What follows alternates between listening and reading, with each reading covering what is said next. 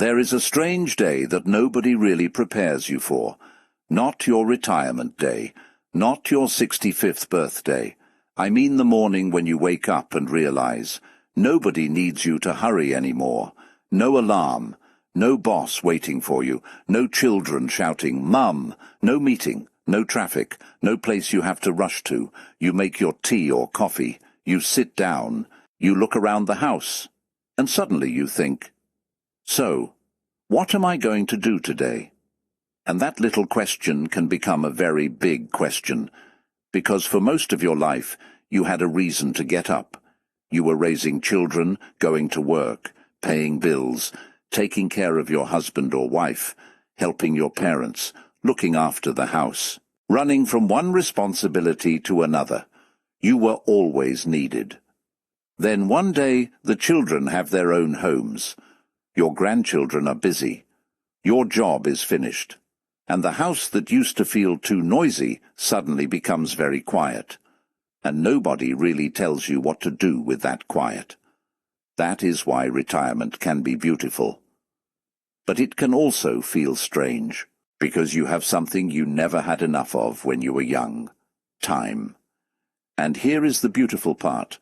That time can either make you feel older, or it can become the best part of your life, because maybe getting older was never supposed to mean sitting in one chair and watching the days disappear. Maybe it means finally picking up the things you had to put down. Maybe there was a painter hiding inside you, a gardener, a dancer, a cook, a storyteller, a traveler, a person who always wanted to learn something new but kept saying, "One day." Well, what if one day is now? Our parents and grandparents understood something we sometimes forget.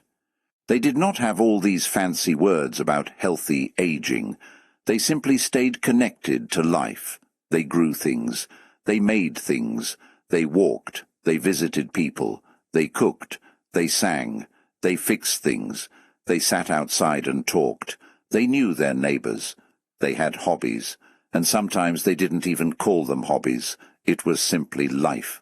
My grandmother could spend half the morning doing something with a plant. You would ask her what she was doing. She would say, "Nothing." Meanwhile, she had been talking to that plant for 20 minutes. And if the plant died, somehow it was your fault for not watering it properly. That is how life was. Simple. Hands busy, mind busy, heart connected. And maybe that is why some people reach 70, 80, even 90, and still have that little spark in their eyes. They have something to wake up for, something to enjoy, something to talk about, something to look forward to. So today, let's talk about 5 hobbies that can help you stay young, beautiful, and happy after 65.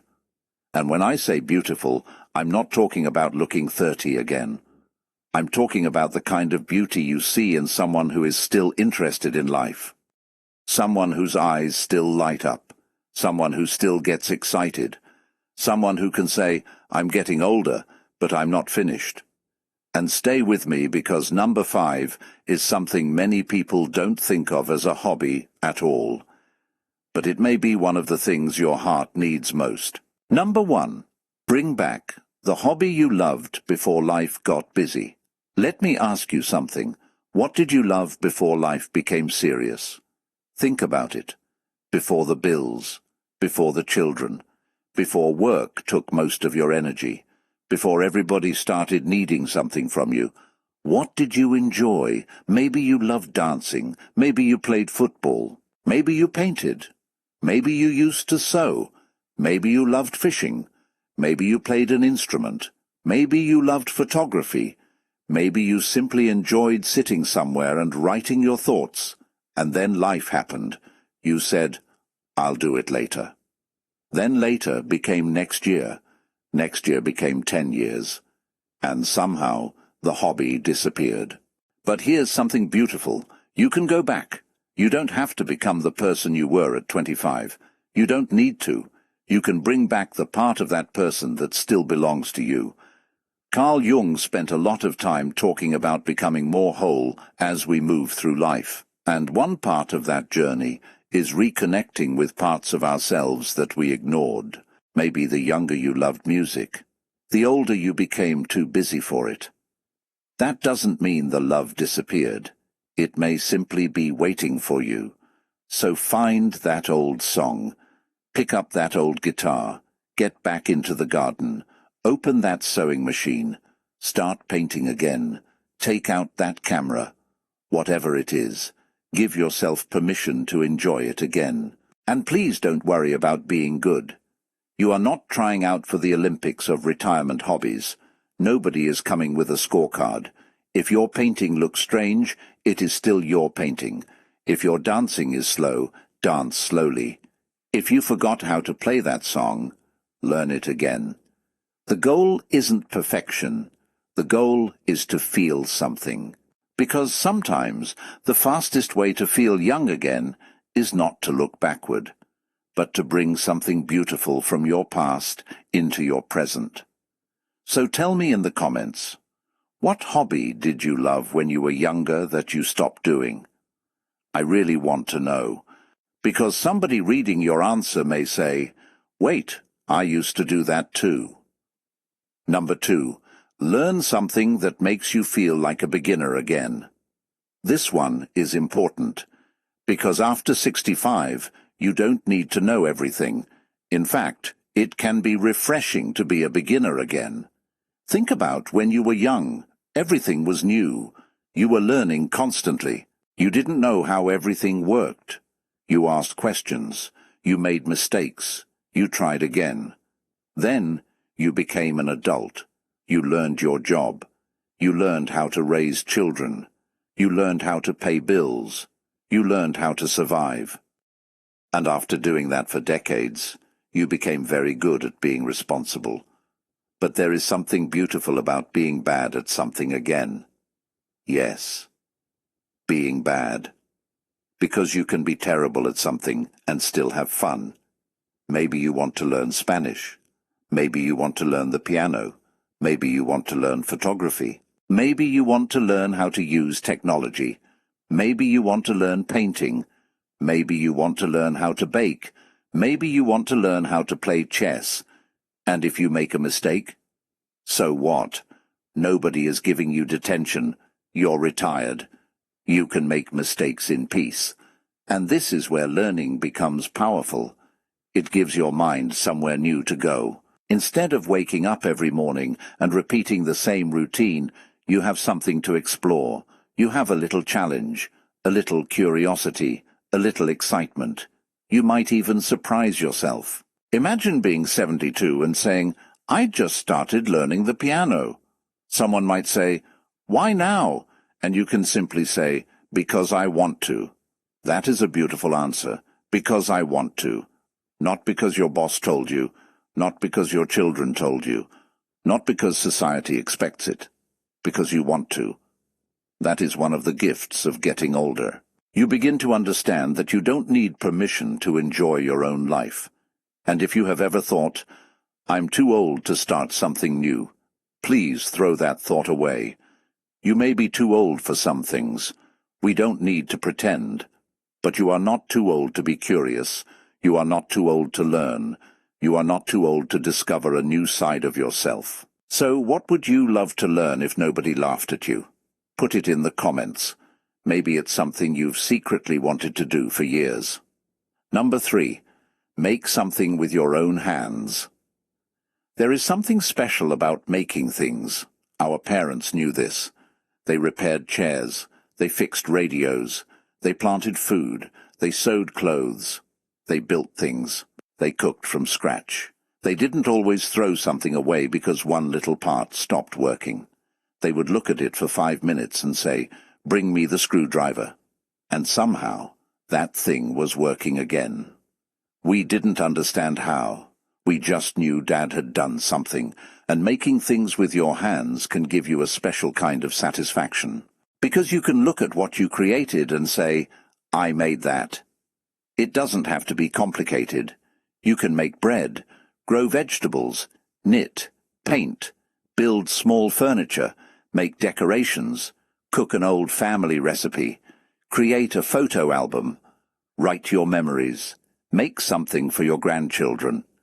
The finished product isn't even the most important part. The process matters. Your hands are busy. Your mind is focused. You are creating instead of simply consuming. And that is a big difference. Because today, so much of life is about watching. Watch television. Watch videos. Watch other people travel. Watch other people cook. Watch other people dance. Watch other people build their businesses. And there is nothing wrong with watching, but sometimes you need to put the phone down and say, "Let me make something." It can be small. Make a cake. Plant something. Write a story. Fix an old chair. Cook the meal your mother used to make. Create a scrapbook. The important thing is that you are not just passing time. You are using it. And maybe this is something our older generations understood very well. They didn't always have much money, but they knew how to make a lot out of a little. A small garden could feed a family. A piece of cloth could become clothing. Leftover food could become tomorrow's meal. An old container could become something useful. There was creativity everywhere, and that creativity kept people connected to life. So look around your home today. What could you make? Don't say, "I'm too old." Say, "Let me see what I can do." That little change in attitude can make a huge difference. Number 4, have a hobby that gets you out of the house. Now we have to talk about something very real. The house can become too comfortable. At first, retirement feels wonderful. You think, finally, I can stay home. Monday, home. Tuesday, home. Wednesday, still home. And before you know it, you have developed a very serious relationship with your sofa. You know exactly which corner is most comfortable. You know which television remote has the best batteries. You know the sound the fridge makes at 2 a.m. But slowly, something can happen. Your world becomes smaller. You stop going out. You stop seeing people. You stop trying new places. And sometimes you don't even notice it happening. That's why having a hobby that gets you outside can be so valuable. Walking, photography, gardening, fishing, dancing, volunteering, joining a book club, going to church activities, joining a local community group, visiting a museum, going to the market, taking a gentle nature walk. It doesn't have to be expensive. You don't need to travel to another country. Sometimes you just need to leave the house, because the world outside your front door is still alive. There are people, trees, children playing, music, markets, birds, sunlight, conversations, and sometimes you meet somebody you haven't seen in years. You say, "Look at you." They say, "Look at you." And then both of you spend the next 20 minutes discussing who has changed more. That is life. Those little moments matter. And here's another thing. A hobby outside the home can create anticipation. Maybe every Thursday you meet your walking group. Every Saturday you go to the garden. Every Wednesday you attend a class. Now you have something on the calendar, something to prepare for, something to look forward to. And having something to look forward to can make an ordinary week feel different. You don't need a packed schedule. You just need a few things that make you think, "I'm going there tomorrow." That little excitement is powerful, and if you are physically able, make it a habit to get out and see some life. Don't spend your whole retirement watching everybody else live. Go outside and live a little of your own. Number 5. Choose a hobby that makes you feel needed again. Now this one is different, because sometimes what older people miss isn't work. It isn't money. It isn't even the busy schedule. Sometimes they miss feeling needed. For years, somebody needed you. Your children needed you. Your partner needed you. Your workplace needed you. Your neighbors needed you. Someone was always asking, "Can you help me with this?" Then retirement comes, and suddenly nobody is asking as much. That can hurt, especially if your identity was built around helping others. So find a hobby where your experience becomes useful again. Teach, mentor, volunteer, cook for family. Teach your grandchildren something.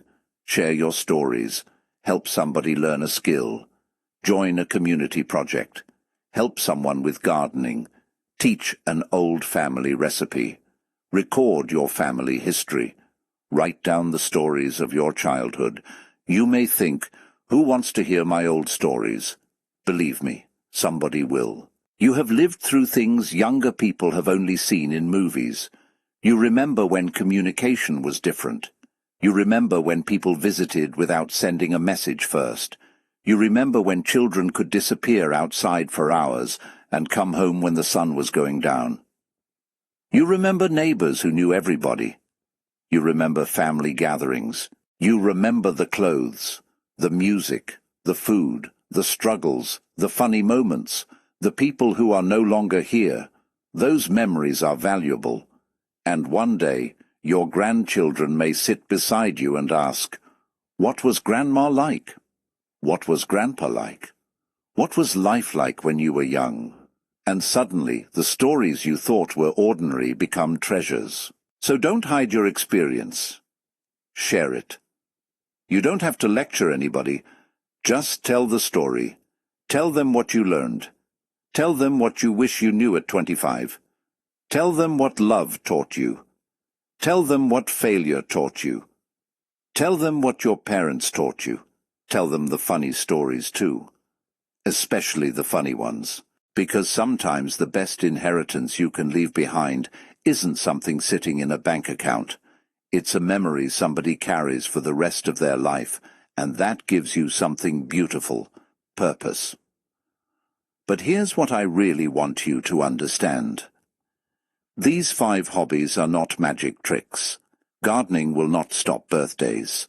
Dancing will not make you 30 again. Learning piano will not remove every problem. Walking will not make life perfect. And cooking won't solve every lonely evening. That's not what we're talking about.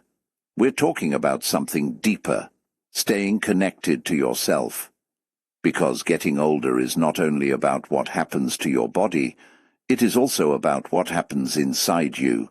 You can become older and more alive, or older and more disconnected, and those are 2 very different things. Think about the people you know who are 70, 80, or even older. Some seem tired of everything. They wake up, complain, watch television, eat, sleep, repeat. And then you meet somebody else who is 78 and says, "I've started learning photography," or "I've joined a gardening group," or "I'm writing my childhood memories," or "I go dancing every Friday." And you look at them and think, how are they still so full of life? It's not necessarily because they have an easier life. They simply continue participating in it. They remain curious. They remain connected. They still have somewhere to go, something to make, someone to help, something to learn, something to love. And that is the kind of youthfulness I want for you. Not fake youth. Not pretending you're 25. Not being ashamed of your age. But having that little fire inside that says, there is still something I want to experience. And maybe you need to hear this today. Maybe you're watching this after 65, and you feel like you have already missed your chance.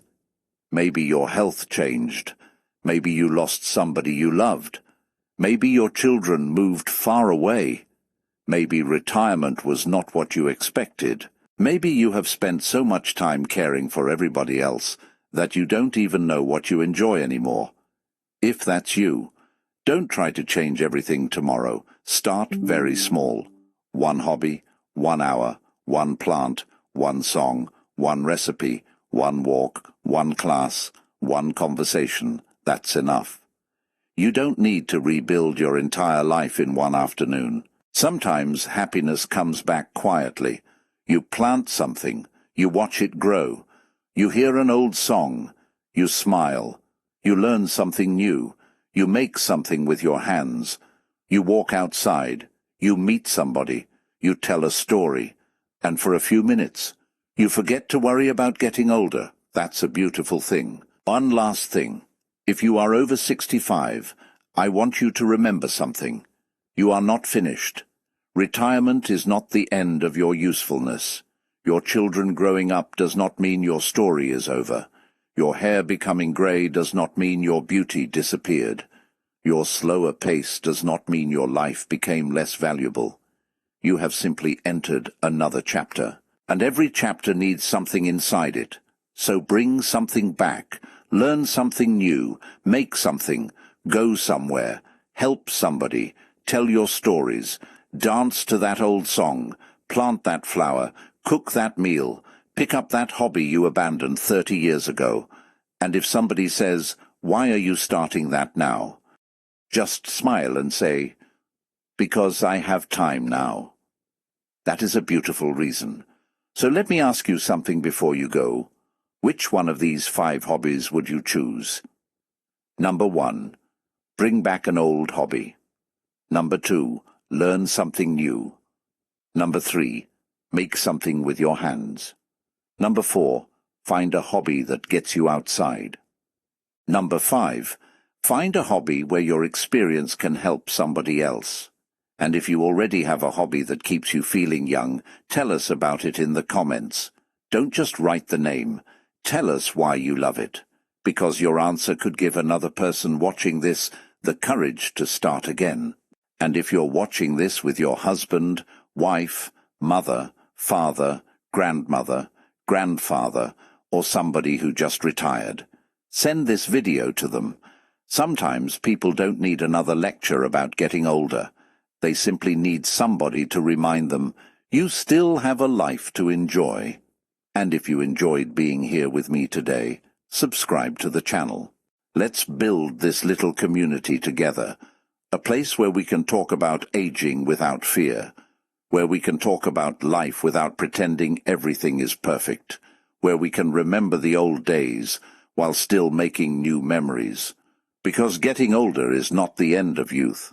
It is the beginning of something different, something slower, something wiser, and maybe something even more beautiful.